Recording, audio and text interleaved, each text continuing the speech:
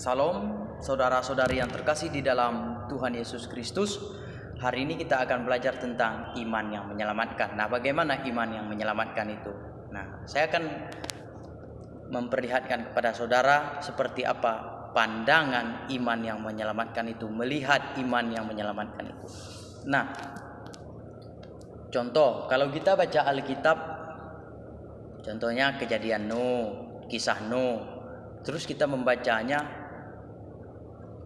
kita percaya bahwa di zamannya Nuh Tuhan pernah menurunkan air bah di bumi ini, dan kita percaya itu pernah terjadi. Nah, iman seperti ini bukan iman yang menyelamatkan. Atau kita percaya bahwa Yesus itu mampu membuat mujizat, contohnya dari orang sakit menjadi sembuh, contohnya, dan itu juga bukan iman yang menyelamatkan.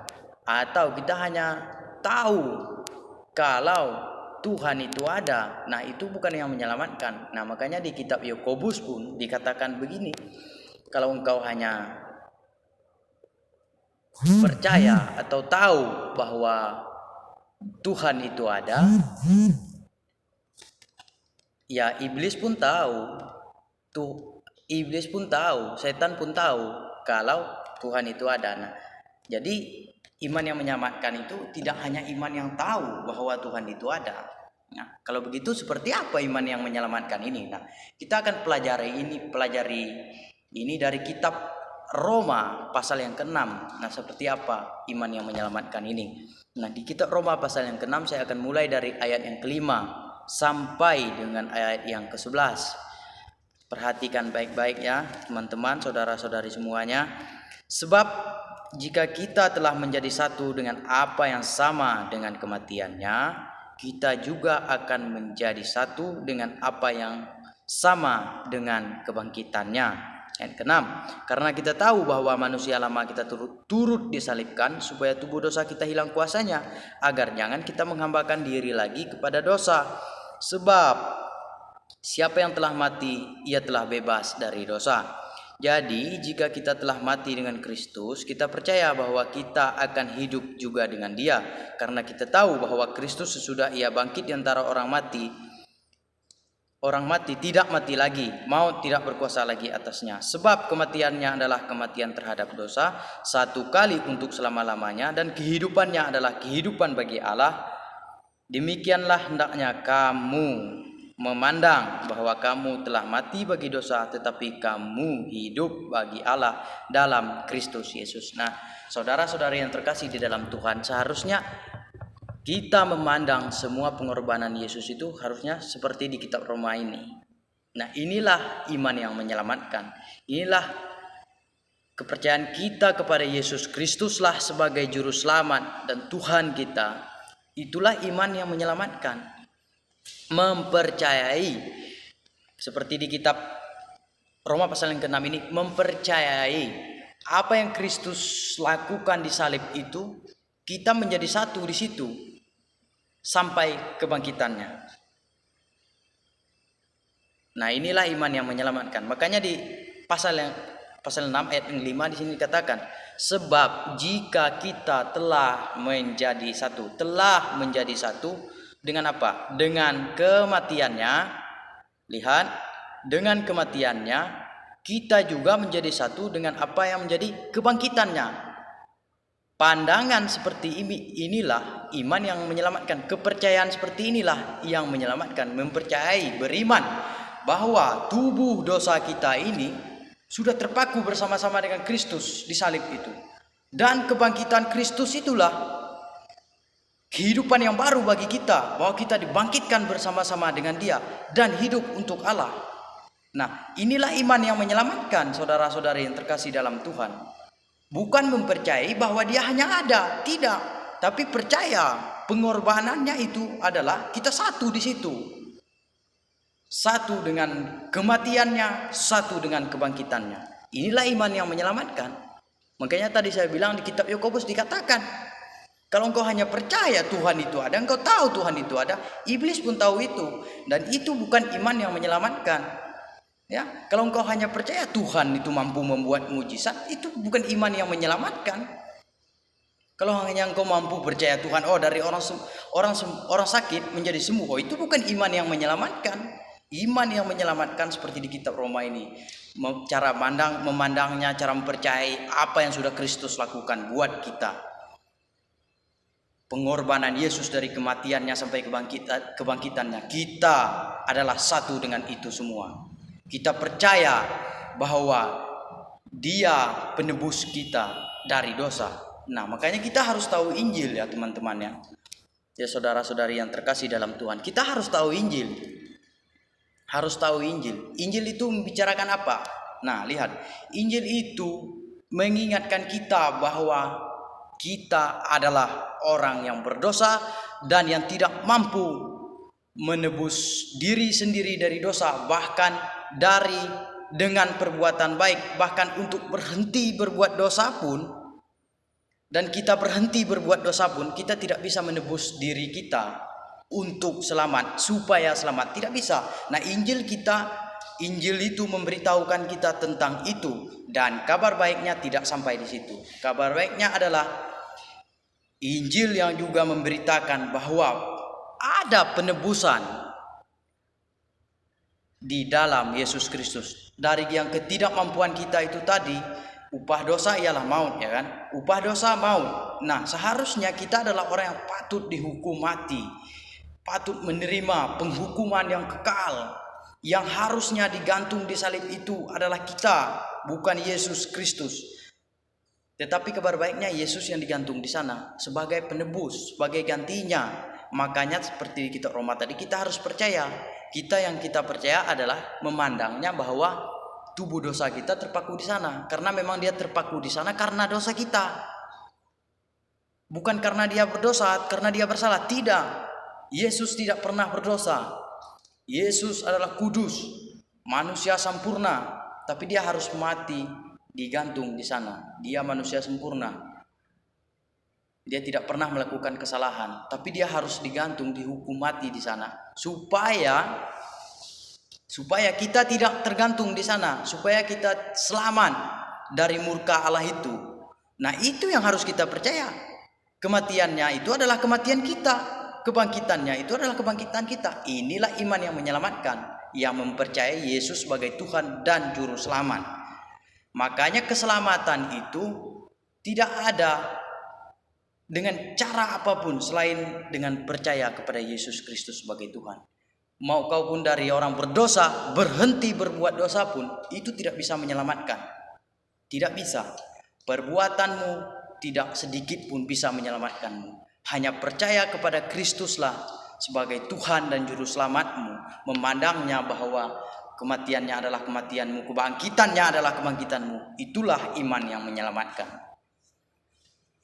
Itu saudara-saudara yang terkasih dalam Tuhan Yesus Kristus.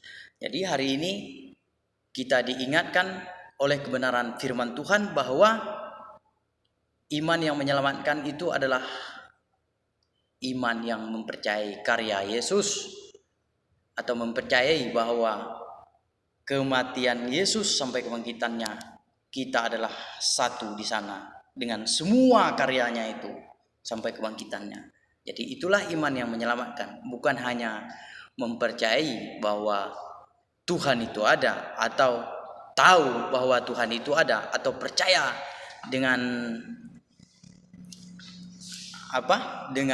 kisah-kisah di Alkitab. Contoh, aku tahu kalau Tuhan, itu pernah ada, cerita itu pernah ada. Aku tahu kalau,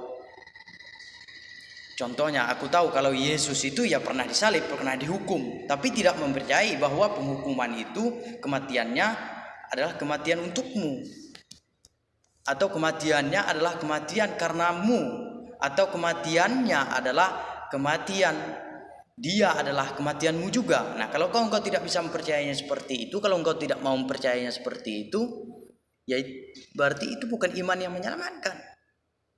Iman yang menyelamatkan pandangannya harus seperti itu. Makanya tadi di kitab Roma tadi dikatakan, di ayat yang ke-11 dikatakan, hendaklah kamu memandangnya bahwa hidup kamu telah mati bagi dosa, tetapi kamu hidup bagi Allah dalam Kristus Yesus. Nah, seperti itu hendaklah kamu memandang, kata di kitab Roma ini. Hendaklah kamu memandangnya bahwa kamu juga sudah mati. Makanya di ayat yang kelima kata telah menjadi satu. Sebab jika kita telah menjadi satu. Nah, seperti itu di ayat 5. Dan pandangan kita harus seperti itu. Bahwa kita telah menjadi satu. Dengan kematiannya terhadap dosa, tetapi kamu hidup bagi Allah. Ingat, poin kedua adalah hidup bagi Allah di dalam Kristus Yesus. Jadi hari ini kita hidup bagi Allah dalam Kristus Yesus. Nah, makanya tadi saya bilang, keselamatan tidak ada di dalam apapun juga selain mempercayai bahwa Yesus Kristus adalah Tuhan dan Juru Selamat. Nah, makanya karena itu kita hidup di dalam Dia untuk Allah. Hidup dalam Kristus Yesus untuk Allah. Nah, kalau begitu kan bukan dengan perbuatan kita. Apakah kita bisa suka-suka? Oh, tenang dong. Santai aja, berbuat dosa aja pun it's okay, nggak apa-apa. Kan udah ditebus Yesus Kristus, bukan dengan perbuatan kita, dengan Kristus yang sudah disalib itu. Nah, apakah begitu? Apakah suka-suka? Tidak. Kalau jika ada pandangan seperti ini tentang kebenaran firman Tuhan, tentang keselamatan, karena keselamatan itu adalah anugerah, karena keselamatan itu adalah diberikan Tuhan, diberikan Allah kepada kita melalui Yesus Kristus menebus kita itu, Tuhan dan Juru Selamat kita. Lalu kita memandangnya dan kita berbuat sesuka-suka kita, menggunakan tubuh kita ini untuk melakukan perbuatan dosa, untuk memuaskan keinginan daging kita. Kalau engkau percayanya seperti itu, atau itu pernah terlintas di dalam pikiranmu, maka saya ingatkan kepada saudara-saudari hari ini, cepat-cepat kau bertobat. Karena engkau salah lihat, salah Injil yang kau percayai. Itu bukan Injil, sama sekali bukan Injil. Nah, saya akan membuktikan apa yang saya bilang ini. Kalau itu bukan Injil, kalau engkau percaya, wah kalau gitu suka-suka lah, ya kan? Karena ada pernah sekali teman saya ngomongnya begitu. Dia suka-suka lah kalau gitu. Kan kita udah ditebusnya satu kali untuk selama-lamanya, kan? Begitu dia kan ngomong. Nah, ini kelihatannya seperti benar begitu. Tapi justru saya melihatnya itu adalah suatu kebodohan. Kenapa saya bilang itu adalah suatu kebodohan? Karena dia ngomong tanpa dia mengetahui kebenaran. Dia tidak tahu kebenaran, makanya dia ngomong begitu. Makanya adalah suatu kebodohan. Itu dia sebenarnya mau mungkin apa yang dipikirkannya itu yang dia dikeluarkannya itu, tapi tanpa dia mengetahui kebenaran firman Tuhan.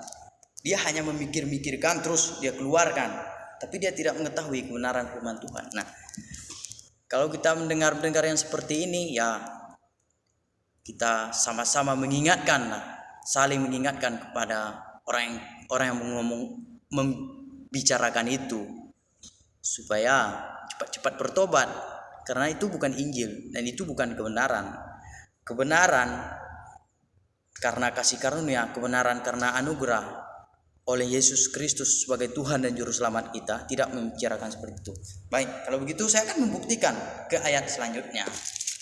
Ayat selanjutnya, ayat 12, Roma pasal 6 ayat 12. Sebab itu hendaklah dosa jangan berkuasa lagi di dalam tubuhmu yang fana, supaya kamu jangan lagi menuruti keinginannya. Dosa jangan lagi berkuasa dalam tubuhmu yang fana itu, supaya kamu jangan menuruti keinginannya. Nah, tadi kita sudah mati bagi dosa. Nah, di sebelumnya tadi, di ayat-ayat sebelumnya sudah dibilang bahwa kita telah mati bagi dosa itu. Berarti dosa itu tidak berkuasa lagi atas kita. Berarti kita berkuasa mengalahkan dosa itu. Jangan berkuasa lagi di dalam tubuh kita. Supaya kita apa? Tidak mengingini keinginan daging kita ini. Ya. Jadi begitu. Jadi tidak bisa suka-suka. Makanya tadi dibilang di ayat 11, hendaklah kamu memandangnya seperti itu, dan kamu sudah mati bagi dosa dan hidup dalam hidup yang baru, hidup untuk Allah dalam Kristus Yesus. Hidup untuk Allah. Dengar baik-baik, hidup untuk Allah, bukan hidup untuk dirimu sendiri. Makanya Paulus pernah mengatakan bahwa mati adalah keuntungan, hidupnya adalah Kristus, mati adalah keuntungan. Jadi hidup kita ini adalah hidup untuk Allah dalam Kristus Yesus Tuhan.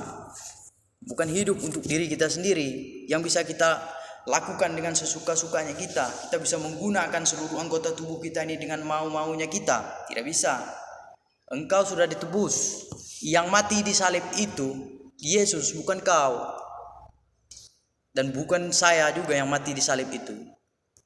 Yesus yang mati di kayu salib itu menebus kita semua.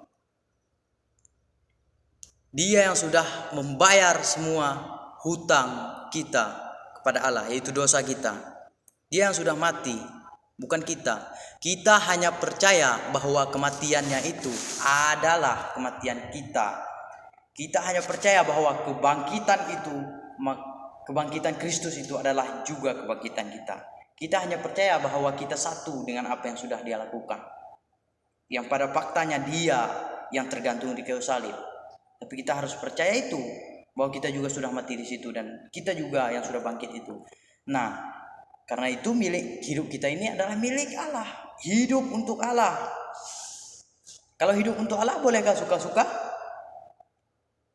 Apakah you bisa bilang, you penggal kepala orang, you bilang saya hidup untuk Allah? Apakah begitu? Injil mana yang you pelajari kalau you pernah berpikir seperti itu? Kalau you pernah pikir, suka-suka, bercepat-cepat bertobat, itu bukan Injil. Bertobat dan banyak-banyak baca Alkitab, banyak-banyak pelajari Alkitab.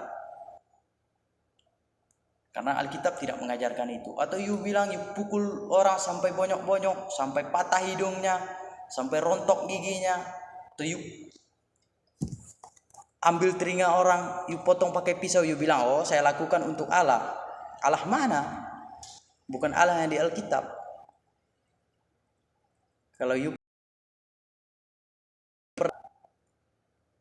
saya ingatkan hari ini, bertobatlah. Karena itu bukan Injil. Injil yang menyelamatkan adalah Injil yang percaya dirinya sudah ditebus oleh darah Yesus Kristus, yang ditebus oleh Yesus Kristus Tuhan, dan hidupnya untuk Allah, menyerahkan seluruh hidupnya untuk Allah. Makanya Alkitab mengatakan, kamu tidak lagi menjadi hamba dosa, kamu hamba kebenaran. Oh, hamba menyerahkan diri pada kebenaran, hamba kebenaran, hamba Allah hari ini, bukan hamba dosa lagi. Masih mau berpikir hidup suka-suka karena di bawah kasih karunia? Kalau masih berpikir begitu, ya lihatlah dan bacalah Alkitab itu sering-sering dan minta hikmat dari Tuhan untuk mengerti akan kebenaran firman Tuhan dan bertobat. Jangan keraskan hatimu. Selanjutnya ayat 13, dan janganlah kamu menyerahkan anggota-anggota tubuhmu kepada dosa. Ini yang kita bahas tadi. Jangan menyerahkan tubuhmu untuk anggota tubuhmu kepada dosa untuk dipakai senjata kelaliman. Oh no, jangan serahkan itu, karena engkau milik Kristus. Kalau engkau sudah percaya Kristus, engkau milik Kristus. Kalau engkau sudah tebus Kristus, engkau milik Kristus. Engkau percaya bahwa Kristus yang mati di kayu salib itu menebus dirimu, bangkit dari antara orang mati, dan dirimu juga hidup dan dapatkan hidup yang baru dan dibangkitkan bersama-sama dengan Dia. Maka hari ini jangan serahkan anggota tubuhmu sebagai senjata kelaliman. Ini yang diingatkan di Roma pasal ke-6 ayat yang 13. Tetapi sekarang hidup, coba kita lihat bersama-sama. Saya akan dari awal. Dan janganlah kamu menyerahkan anggota-anggota tubuhmu kepada dosa untuk dipakai sebagai senjata-senjata kelaliman, tetapi serahkanlah dirimu kepada Allah sebagai orang-orang yang dahulu mati tetapi sekarang hidup. Yang dahulu mati sekarang hidup. Ya. Dan serahkanlah anggota tubuhmu kepada Allah untuk menjadi senjata kebenaran. Lihat, serahkanlah seluruh anggota tubuhmu kepada Allah sebagai senjata kebenaran. Makanya hari ini kalau you sudah jadi Kristen, kalau you sudah percaya bahwa Yesus Kristus sebagailah Tuhan, jangan pernah menganggap dirimu tak berguna, jangan pernah menganggap dirimu tak penting. Apapun jenis pelayananmu, you berguna, you hebat. Mungkin di gereja you hanya susun kursi, is okay, tak apa-apa, you hebat, karena you adalah bagian dari tubuh Kristus itu. Nah, tubuh itu banyak bagian anggota tubuh Kristus itu. Ada tangan, ada hidung, ada mata, ada mulut dan sebagainya. Jadi Alkitab mengatakan tangan tidak bisa berkata bahwa contohnya tanganku ini tidak bisa berkata bahwa dia tidak memerlukan kaki, tidak bisa. Atau mata berkata bahwa dia tidak memerlukan hidung, atau mulut berkata dia tidak memerlukan mata, tidak bisa. Nah, apapun jenis pelayanan semuanya berguna di mata Allah, dan itu penting dan berguna, dan kamu orang hebat di mata Tuhan. Jadi kalau you sudah percaya bahwa Yesus Kristus adalah Tuhan, ya serahkanlah seluruh hidupmu, serahkanlah seluruh anggota tubuhmu sebagai senjata kebenaran, dan lakukanlah itu dengan sebaik-baiknya, karena you hidup untuk Allah. Ayat 14, sebab kamu tidak dikuasai lagi oleh dosa. Sebab kita tidak lagi dikuasai oleh dosa, karena kita tidak berada di bawah hukum Taurat, kita di bawah kasih karunia Tuhan. Kita di bawah kasih karunia, seperti yang kita bahas tadi. Kita tidak lagi dikuasai oleh dosa, kita tidak lagi dikuasai di bawah hukum Taurat, kita di bawah kasih karunia, orang terbebas dari dosa. Dan hidup kita adalah hidup untuk Allah, untuk memuliakan Allah. Jadi apapun pelayanan saudara-saudari yang terkasih di dalam Tuhan, apapun jenis pelayanan kalian, mau kalian jadi WL di gereja, mau jadi pemain musik, mau jadi pengkhotbah, mau jadi apapun itu, semuanya penting, semuanya berguna, semuanya hebat. Mau nyusun kursi, mau tukang pel di gereja, tidak apa-apa. Apapun pelayanannya, you adalah orang hebat yang dipakai Tuhan dengan luar biasa. Baik, itu aja yang bisa saya bagikan kepada saudara-saudari yang terkasih di dalam Tuhan Yesus Kristus. Tuhan Yesus memberkati. Amin.